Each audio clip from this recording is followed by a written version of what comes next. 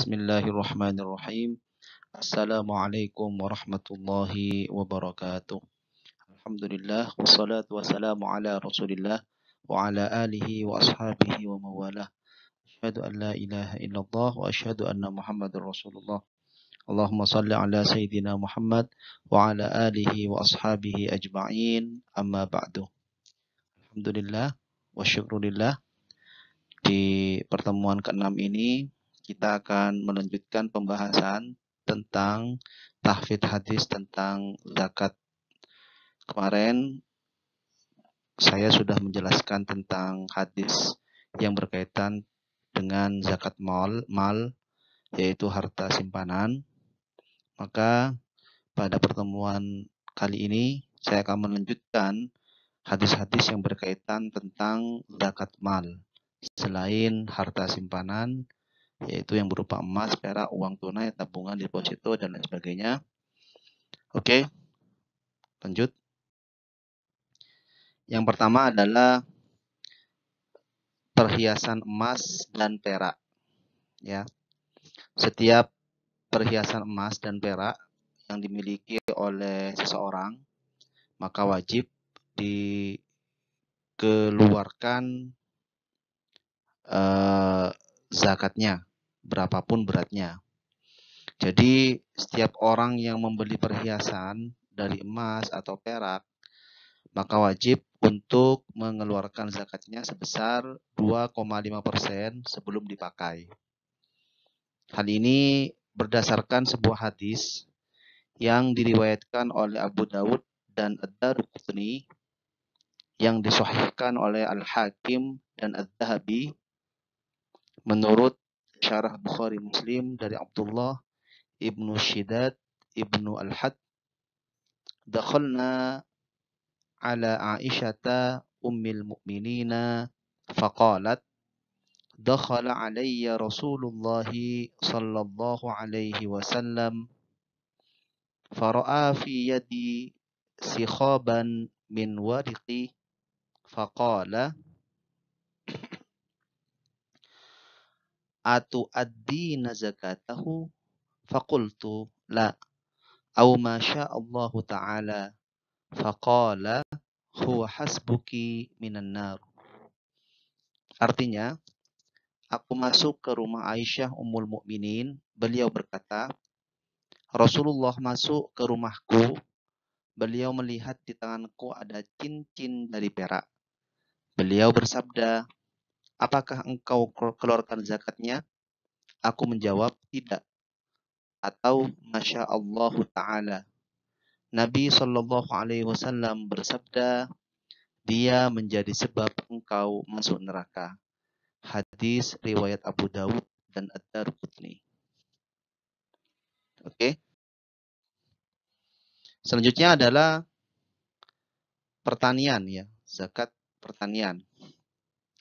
Segala macam hasil bumi, baik berupa padi atau pertanian, buah-buahan, dan sayur mayur atau perkebunan, wajib dikeluarkan zakatnya sebagai zakat hasil bumi.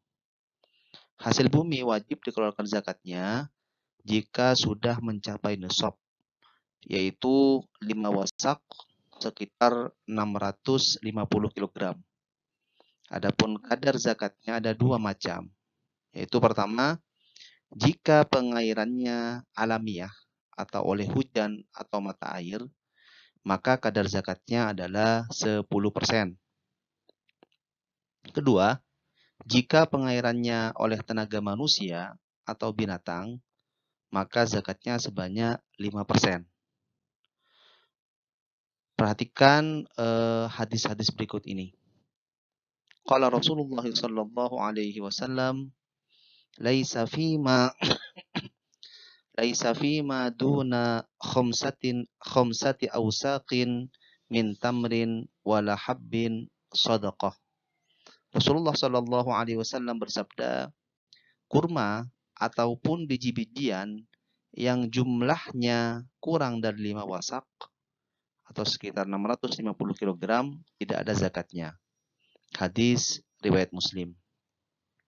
Rasulullah Shallallahu Alaihi Wasallam juga bersabda, qala Rasulullah Shallallahu Alaihi Wasallam, fima saqatil sama'u wal anharu wal uyunu aw kana ba'lan al ushru wa fima suqiya bis sawani awin nadhi nisful ushri.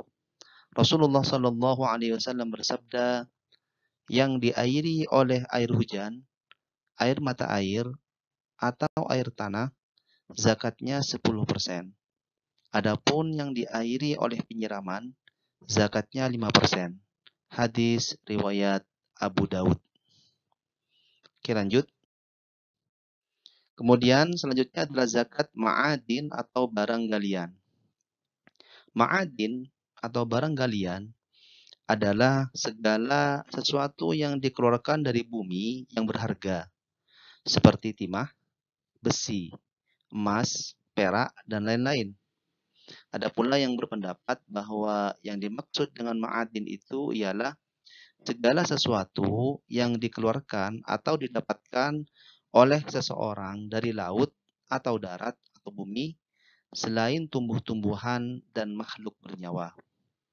Zakat ma'adin dikeluarkan setiap mendapatkannya tanpa nisab. Kadar zakatnya adalah 2,5%. Dalilnya adalah hadis Rasulullah sallallahu alaihi wasallam, qala Rasulullah sallallahu alaihi wasallam, inna Rasulullah sallallahu alaihi wasallam akhadha minal ma'adini al-qabaliyati as-sadaqata. Sesungguhnya Rasulullah sallallahu alaihi wasallam mengambil zakat dari barang tambang di Qabiliyah, nama suatu tempat. Kemudian ada sebuah hadis, inna Umar bin Abdul Aziz akhadha minal ma'adini min kulli mi'ataini khamsatan.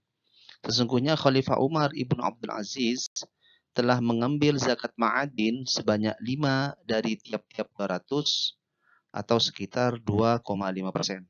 Hadis riwayat Bukhari. Oke, lanjut. Hadis rikaz. Rikaz adalah harta atau barang temuan yang sering dikenal dengan istilah harta karun. Tidak ada nisab dan haul, besar zakatnya sebanyak 20% dari nilai temuan. Dalilnya adalah hadis Rasulullah sallallahu alaihi wasallam, inna nabiyya sallallahu alaihi wasallam qala fi kanzin wajadahu rajulun fi khirbatin in wajadtahu fi qaryatin maskunatin fa'arifhu wa in wajadtahu fi qaryatin ghaira maskunatin fa fihi wa fir rikazi al-khumusu, rawahu Ibnu Majah. Sesungguhnya Nabi Shallallahu alaihi wasallam bersabda mengenai harta kanzun atau simpanan lama atau harta karun yang didapatkan seseorang di tempat yang tidak didiami orang. Jika engkau dapatkan harta itu di tempat yang didiami orang, hendaklah engkau beritahukan.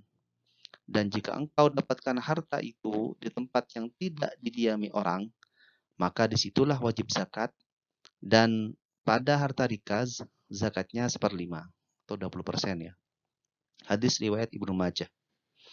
Maksud hadis di atas adalah barang siapa yang mendapatkan dalam suatu penggalian harta simpanan orang bahari atau menemukannya di suatu desa yang tidak didiami orang, maka ia wajib mengeluarkan zakatnya sebesar 1,5, 1/5 atau 20%. Zakat rikas dikeluarkan oleh penemunya sekali saja ketika ia menemukan rikas tersebut. Oke, lanjut. Peternakan, zakat peternakan. Yang dimaksud binatang ternak yang wajib dikeluarkan zakatnya adalah apa yang ada di dalam bahasa Arab disebut al-an'am, yakni binatang yang dipelihara untuk diambil manfaatnya. Binatang-binatang tersebut adalah unta, kambing atau biri-biri, sapi atau kerbau. Dalilnya adalah sabda Rasulullah sallallahu alaihi wasallam, fi kulli ibilin sa'imatun fi kulli arba'ina ibnatul labunin. setiap unta yang digembalakan, zakatnya setiap 40 ekor adalah seekor anak unta betina yang selesai menyusu. Hadis riwayat Ahmad, Nasai, Abu Daud. Kemudian sabda Rasulullah sallallahu alaihi wasallam, "Wa fil ghanami fi arba'ina syatun fa in lam yakun illa tis'un wa thalathuna falaysa 'alaika fiha syai'." Dan kambing yang digembalakan, bila ada 40 ekor, zakatnya seekor kambing. Jika hanya punya 39 ekor, maka tidak terkena kewajiban zakat. Hadis riwayat Abu Daud. Zakat ternak ini dikeluarkan setiap tahun dan apabila telah mencapai nisab. Untuk lebih jelasnya mengenai zakat ternak ini, saya akan menjelaskan ya, nisab dan zakatnya. Setiap 5 ekor ya, untuk ternak unta ya. Yang pertama adalah ternak unta. Setiap 5 ekor unta, zakatnya 1 ekor kambing.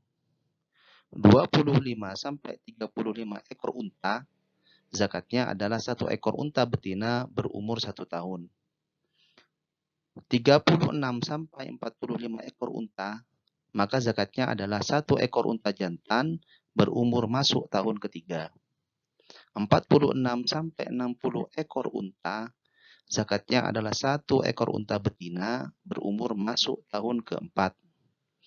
61 sampai 75 ekor unta, maka zakatnya adalah 1 ekor unta betina berumur masuk tahun kelima. 76 sampai 90 ekor unta, maka zakatnya adalah 2 ekor unta jantan berumur masuk tahun ketiga. 90 sampai 120 ekor unta, maka zakatnya adalah 2 ekor unta betina yang sudah keluar air susunya. Yang perlu diperhatikan di sini, jika kurang dari 5 ekor unta, maka tidak wajib zakat. Jika lebih dari 120 ekor unta, maka setiap 40 ekor, zakatnya 1 ekor unta jantan berumur masuk tahun ketiga, dan untuk setiap 50 ekor, zakatnya sebanyak 1 ekor unta betina berumur masuk tahun keempat. Oke, selanjutnya adalah sapi atau kerbau. Nisabnya adalah setiap 30 ekor sapi atau kerbau, maka zakatnya adalah 1 ekor sapi atau kerbau berumur 1 tahun. Setiap 40 ekor sapi atau kerbau, maka zakatnya adalah 1 ekor sapi atau kerbau berumur 2 tahun. Kemudian kambing, domba atau biri-biri. 40 sampai 80 ekor kambing, maka zakatnya adalah 1 ekor kambing. 121 sampai 200 ekor kambing, domba, biri-biri, maka zakatnya adalah 2 ekor kambing, domba atau biri-biri. 201 sampai 300 ekor kambing, domba atau biri-biri, maka zakatnya adalah 3 ekor kambing, domba atau biri-biri. Setiap 301 lebih kambing, ditambah 1 ekor setiap pertambahan 100 ekor. Oke, lanjut ya. Selanjutnya adalah zakat tijarah. Ketentuan zakat ini adalah tidak ada nisab. Zakat tijarah diambil dari modal atau harga beli dari modal barang yang terjual sebesar 2,5%. Adapun waktu pembayaran zakatnya bisa ditangguhkan hingga 1 tahun atau dibayarkan secara periodik, bulanan, tribulanan, atau semesteran. Setiap setelah belanja atau setelah diketahui barang yang sudah laku terjual. Zakat yang dikeluarkan bisa berupa barang dagangan atau uang seharga barang tersebut. Dalilnya adalah sabda Rasulullah SAW, "Ya ma'syarat tujjar, innal bai'a yahduruhu al-laghu wal halfu fashawwibuhu bis sadaqah." Rasulullah SAW bersabda, "Wahai para pedagang, sesungguhnya jual beli itu selalu dihadiri atau disertai kemaksiatan dan sumpah. Oleh karena itu, kamu wajib mengimbanginya dengan sedekah atau zakat." Hadis riwayat Ahmad. Hadis yang lain, kana ya'muruna an nukhrijas sadaqata minal ladzi nu'idduhu lil bai'i. Adalah Rasulullah sallallahu alaihi wasallam menyuruh kami mengeluarkan zakat dari apa yang telah disediakan untuk dijual. Hadis riwayat Abu Dawud. Umar bin Khattab selalu khalifah berkata kepada seorang bernama Hamas yang berdagang kulit dan sarung anak panah, keluarkan zakat hartamu atau barang dagangan. Maka Hamas pun berkata, sesungguhnya aku tidak mempunyai harta melainkan sarung-sarung anak panah dan kulit-kulit.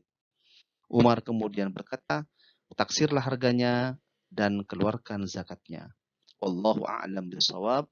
Sampai di sini kita akhiri. Subhanakallahumma wa bihamdika nashhadu an la ilaha illa anta nastaghfiruka wa natubu ilaik. Wassalamualaikum warahmatullahi wabarakatuh.